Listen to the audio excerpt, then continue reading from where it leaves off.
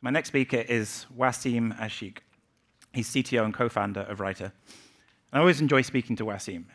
I'm pretty sure you're going to see why. He has a refreshing take on the state of the industry and how it needs to evolve if it's to sustain what's going on beyond the next big thing. So Waseem, with that, welcome to EmTech.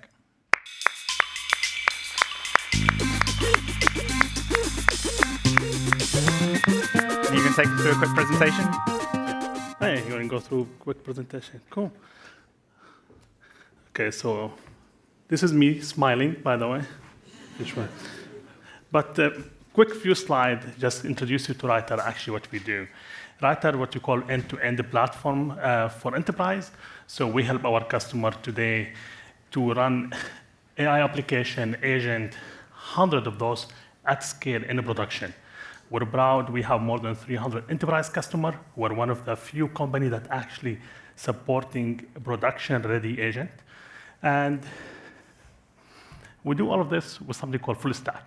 But before to dive in, we always get this confusion, like writers, you're on marketing, or you're for writing, or what's going on. So I'm going to take you in a quick journey about actually how we started the company. I think it'll be more fun, right? This is the whole story. We love to say the story of Writer is the story of the transformer. We started the company in 2020, and in 2020, we've been building a lot of statistical models. Then we get introduced to something more famous, the T5 encoder decoder. We start building a few of those models, which is outperform every statistical model we have. And we said, cool, we should build more. And we just keep building. We start building those models, and every time we build more and more models, the 5 billion, the 20 billion, the 60, the 70, the 100. Even our latest models, we just announced Balmera 5, the 500 billion. We start actually exposing and more capabilities. So what we did, we package all this capability part of our offering. So Writer, when we start basically as a platform, can help you generate text, write stuff in a voice and tone in the early 2021. And in 2023, we have a RAG system. So we expose our offering to all the stuff about knowledge management. And then 2024, with the bigger, stronger models that we build in-house, we start building more agentic flow. So today, we have basically full stack. You can build the agent, you can deploy them, you can supervise them, and all of this supported by our own family of models. We call them Balmera, and we love something called knowledge graph for retrieval system. And that allowing our customer to build those agents across the whole company. We work mainly in the three industries: CPG retail, financial services, healthcare, and we'll focus a lot of stuff on insurance claim, reviews, all stuff in disability, in the healthcare. We'll talk about financial services, we'll work with banking, wealth management, portfolio risk analysis, all this happening by AI and agent.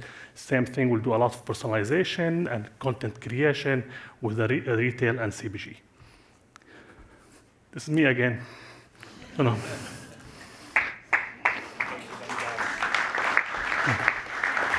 Thanks for that intro. Please take a seat. Now, the startups of a few years ago are now the giants of the industry, and there's a new wave of startups coming along. We had more than one person yesterday talking about how many models there are being produced all the time. So, how would you sum up the state of the industry at the moment and like the place of companies like Writer in it? Yeah, it is feel. If you look at it from outside, it could feel a lot. From my point of view, I don't think we have enough. Enough models? We don't have enough models. If you counted how many production-ready model company we have in the whole planet, 7, 6, 8 maximum, this is the whole company, this is the 6th company. You can see a lot of fine-tuning, you can see a lot of experiment, but the production-ready models, we're talking about mainly 7 company. The whole industry, I don't know, the last time I checked, people said it's like 200 trillion size. 7 company. Now, everyone else coming to build on top of it. We try to figure out all the layer behind it. But my hot take on this, you'll need the model layer. And we're seeing this across all the people building models, starting with us. In the early days, we don't have just a model, we have the whole application. And we're seeing every single model provider, or what's so-called model provider, they are not model provider anymore. They're building in the top of the stack. they're building everything on top of it. So definitely, I think we will need more. If we need to get more innovation, we need to push the boundaries. We still have a huge gap. 7, even if you say 10, even 20 companies is not enough. So you provide like full stack service to clients. I mean, you could, I suppose, supply third-party models as part of that. So why do you decide to train your own models, which is not an easy thing to do? Great questions. We get this question a lot, I can imagine. But we'll do it this way. And I always tell the team, we are not a research lab. We're a company, we're putting the innovation first. If today there is an enterprise-ready or business-ready models, I will use them. But from our point of view, from our customer point of view, there is not. Because we do stuff, for example, we provide our customer a roadmap. Imagine 2025, we are the only company today in the market, we provide roadmap. We don't announce our model through Twitter or meme. No, we actually go to the customer, we have a conversation, we'll tell them in 6 months, this model coming, this the implementation ready. Stuff around basically being transparent. And that allows them to plan around their business. The next generation, the implementation. Stuff, for example, around the backward compatibility. Because today, if you build some agent or application or model in the first generation, can the same application just work fine when you upgrade? Can you actually keep supporting this third and fifth generation of those models? So backward compatibility is a big deal. We get stuff also about transparent. All our customers today, they ask us about being transparent, meaning can we disclose to our customer how we build those models, how we train them, how much we did, what type of data we use in the pre-training or post-training, what type of data manipulation or trick could affect the model behavior that we actually implement. So all this information is something that you provide to... All of this information we provide the customer upfront, and this is what helping them basically build application at scale. And this is what you're gonna see. You hear a lot today in the market. We're like, we'll build agent. We cannot get more than 2 or 3 of those agents to production. We keep maintaining the maintenance for those 3 or 4. Now, if you put everything stable and start thinking about AI as a software, which is it's software, how we think about it, and you have a version control, you have a roadmap, you can start getting the result when you see hundreds of those agents in production.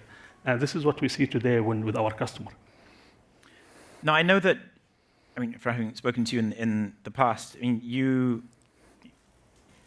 best of your models rival the best models from the top labs, and yet you're able to build those models with far fewer resources and more quickly. Yeah. Can you tell us a little bit about it? Yeah, sure. Actually, sounds too good to be true. How do you do that? Yeah, sure. And because also we get all these questions like, build your own models. You don't need like another $500 million. Yeah, sure. But it's not the must. You can actually do it in less. There's a bunch of actually information we disclose. This one of the slide here. Our latest model that actually, this is not the latest, sorry. This is the year-old model, Palmera 4, the latest, our Palmera 5, we just released last week. It cost us from GPU cost around $700,000. $700,000 was enough to train model. The whole idea about, you can only do it when you have a few hundred millions. No, actually, you can do it less. All what you need the know-how, and I truly believe there is zero monopoly on data or algorithmic today.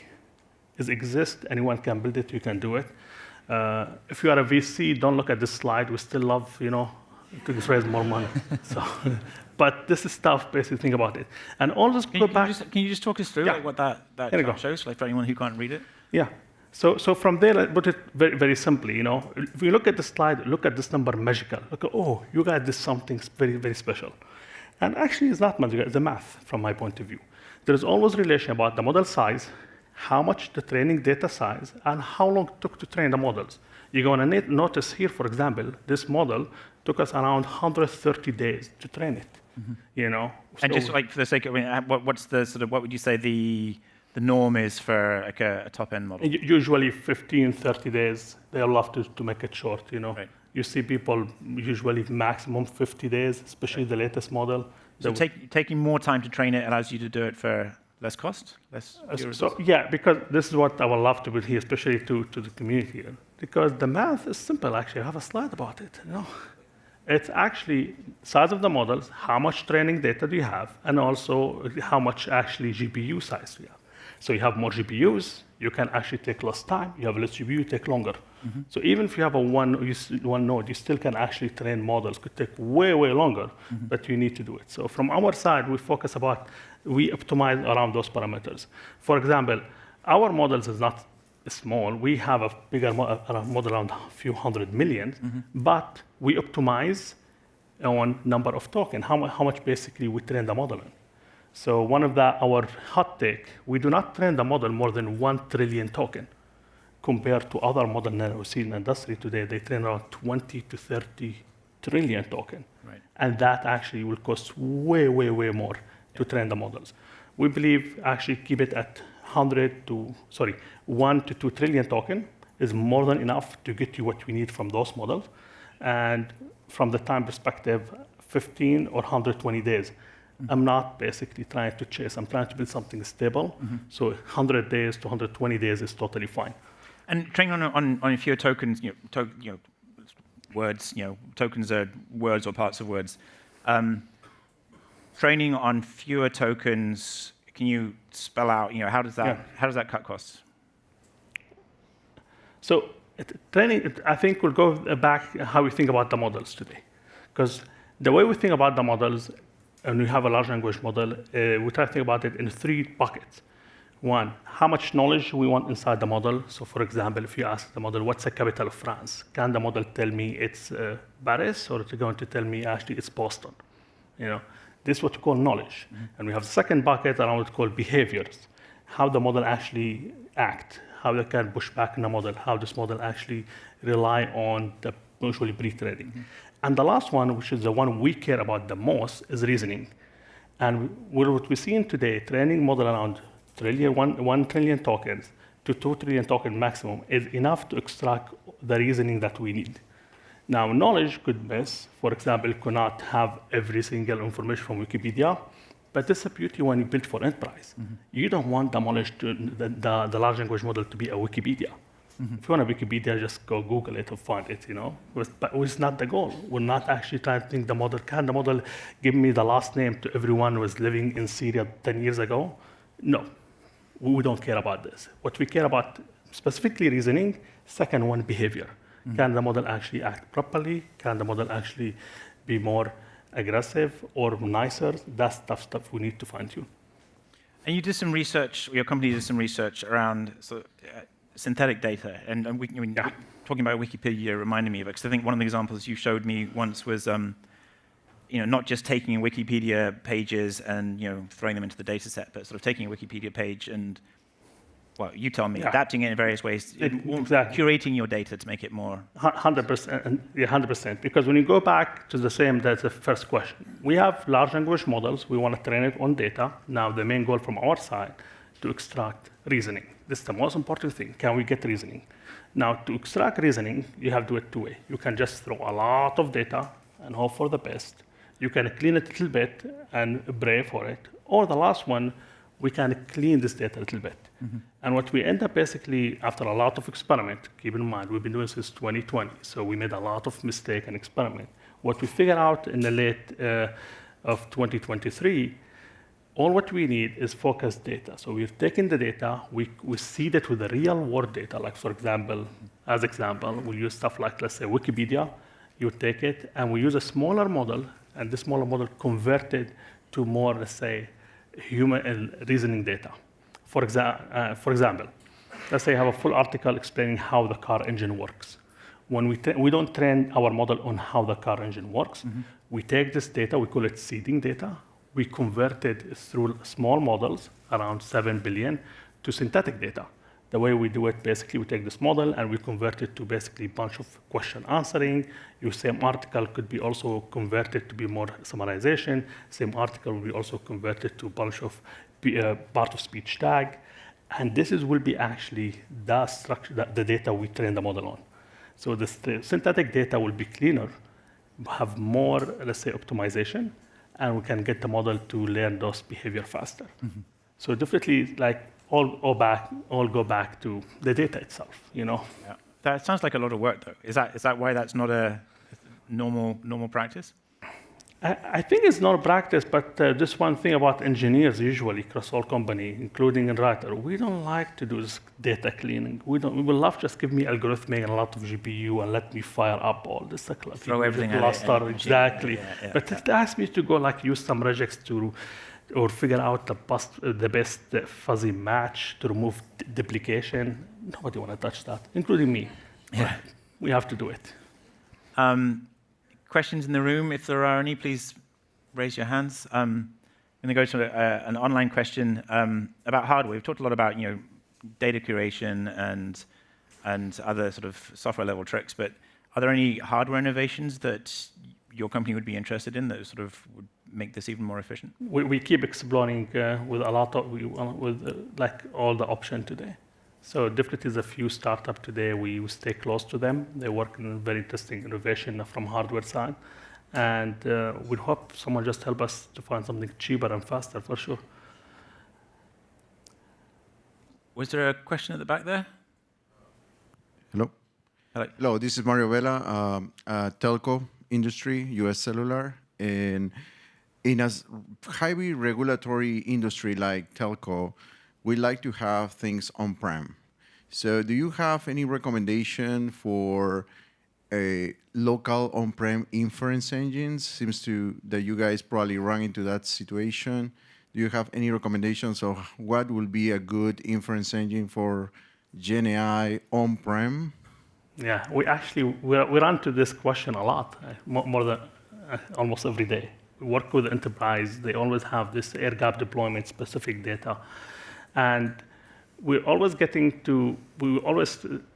basically going with the same, let's say, scenario. We're starting with, hey, I want to be on a prem, which is say, sure, we have whole system ready. We can give you the models. By the way, all our models, to be transparent, we keep them open source to our customer. Mm-hmm. So you can take them, deploy them on a prem, but then you will be hitting with issue of the hardware. There's not enough hardware. Usually we'll see people having around 64 node, which is work fine for experiment, but at scale will not work. So we'll reverse going to cloud. What we see today, most our enterprise customer moving back to a pre-hosted model. We see a lot of people using Amazon Bedrock. So you can take a deployment, deploy it in the Bedrock inside your account and keep it isolated. And you can always secure the connectivity through basically VPN or a private link between the cloud. Most deployment locally in their local GPU, it's just been hard. It's just not easy to put all the management stack and scale it from there. So majority of our enterprise customer, not all of them, they're using Bedrock deployment, which is the models hosted and running inside their own cloud. Was there a question on the other side of the room? Yeah, stand up if you have a, yeah. My name is Peter Sun, and I'm from China, and I am an analyst, especially for AI.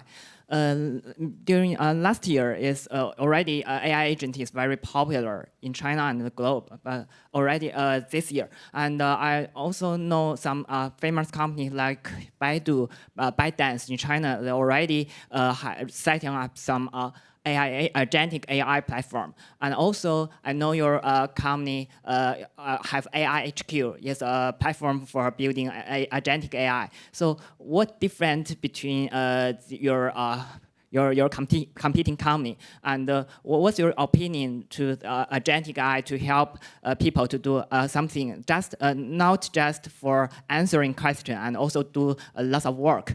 And what's your opinion to the trend of agentic AI? Thank you. Thanks for the questions. I think that one of the initiatives I'm really excited about is stuff we've been working with Google with it, something called A2A or agent-to-agent concept.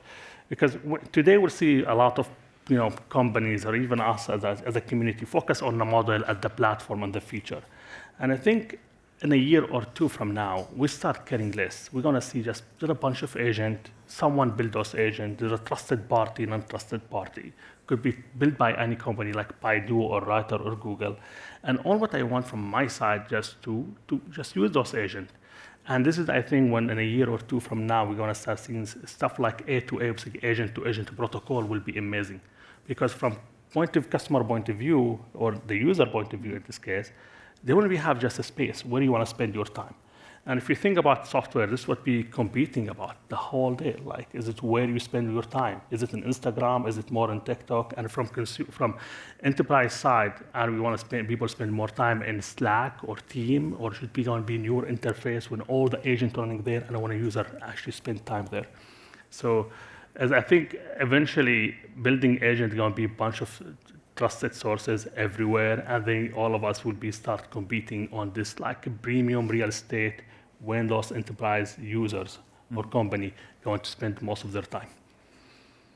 I was wondering where you see this all going in the next like a couple of years. I mean, agents is something that everyone's talking about. Next session is going to be about agents. Is this a thing that's going to change the landscape? Yeah, we see it in two ways. I think definitely what call it agent space, what Google call it, we call it the AI HQ. This having one space to manage all your agent, that could be 1 or 100 of those, is going to be core. So it will be your employee, it will be your staff. This will be used for the. The second part from technology-wise, we actually putting a huge investment in what we call self-evolving models. I think this is going to be the next generation. This is the next implementation. Is that similar? Because Scott earlier, I don't know if you were listening, was talking about models that learn from experience. Is that exactly that's exactly the same thing? It's something actually we announced early this year. We have a few beta customer, and the whole idea we have a model can learn from interact with the user in real time, because now the way we think about it.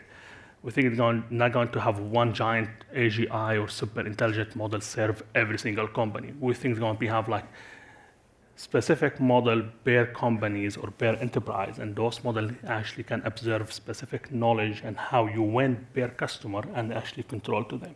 And that needs to happen in real time, what's called active learning. So I think having this, does each company have their own brain, and running on top of a bunch of agents that could be actually observed from any company to one space, we see the future could be this way. I'm going to take a question from online from Vishwa.